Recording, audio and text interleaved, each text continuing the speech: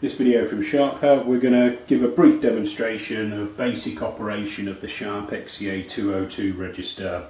So obviously we're presuming that the till is switched on.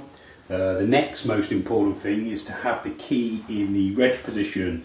So with these registers, I'll just pop this key out. You have a couple of different keys, or you should have a couple of different keys. You'll have a OP key, which is operator, and MA key for manager. So the manager key will turn to all the positions on the key lock: programming, void, off, XZ, reg, manager, and then the reporting modes, whereas the OP key will only turn to the reg mode.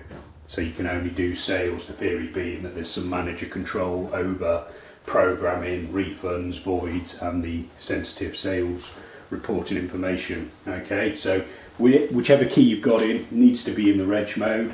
The display should read 0.00. There may be a few other things on the display, but indicating whether the receipt's on or whether a particular clerk is logged in. But the most important thing is to have this 0.00. Basically means the till's ready to use.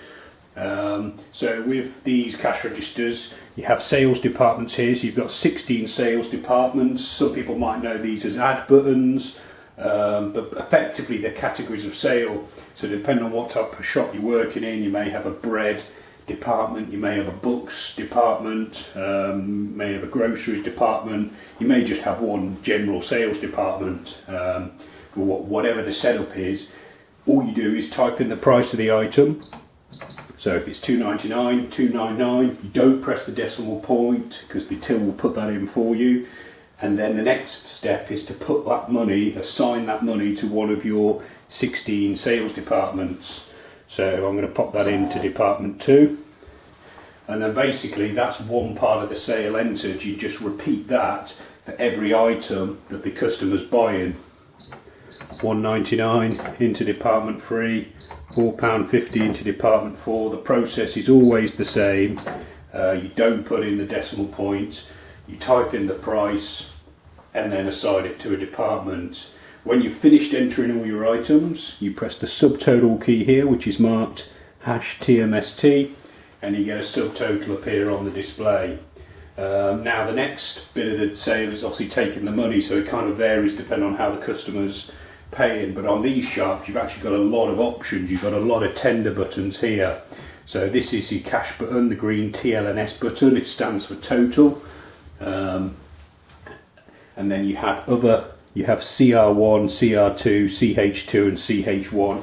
They're all methods of payment. So if you hit any of those 5 buttons, this one or any of those 4, I'll do it, the drawer fires and the transaction completes. But obviously it's crucial to press the right one, and the reason is that these buttons are relating to methods of payment that will appear on the report. So if you're reconciling the till at the end of the day, you want to know that everyone who's taken a cash payment has assigned it to this button, and everyone who's taken a Visa card payment has assigned it to this button, and so on and so on. Now your till may have been programmed to say Visa or PayPal or whatever your methods of payment are, but the crucial thing is to pop in the right method of payment.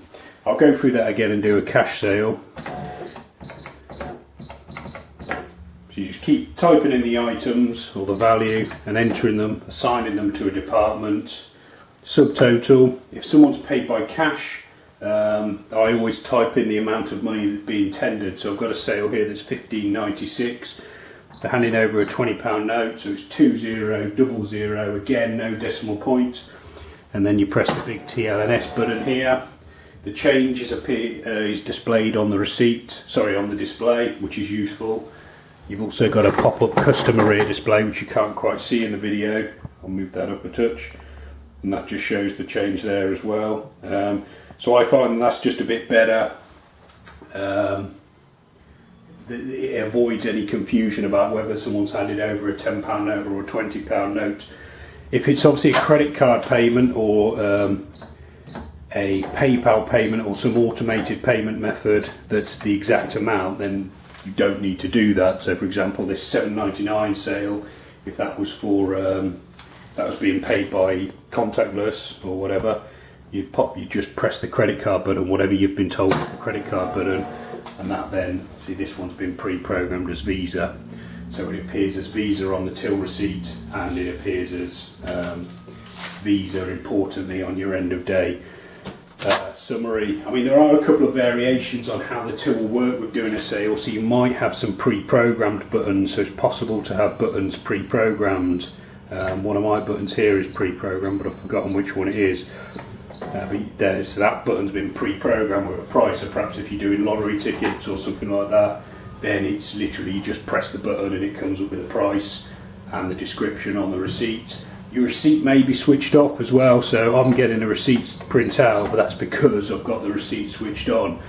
So when you're using your register and you're not getting the receipt print out, just pop the MA key in to there, receipt off, so that I've got all the noughts on the display, so you can't see it on the video now. I've got all the noughts on the display, but I've got a line appearing there saying the receipt's off. So I tear that receipt off. It doesn't affect the operation, you still process the sale exactly the same way.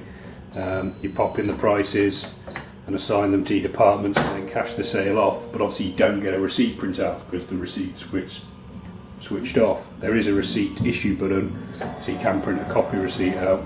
Okay, so didn't want to go into too much detail. The basics of putting a sale through on the 202 register. So in summary, the key things are you've got to be in the reg mode, you need the double zeros on the display, the 3 zeros on the display to start the sale, and then you don't press the decimal point. They're probably the big 3 takeaways: price, department, and then cash the sale off. I'll have plenty of other videos appearing showing you how to do refunds, how to correct mistakes you've made. They'll be appearing on the YouTube channel in the next few days, so you're welcome to check those out. You can also subscribe or visit sharphelp.co.uk for more. Thanks for watching.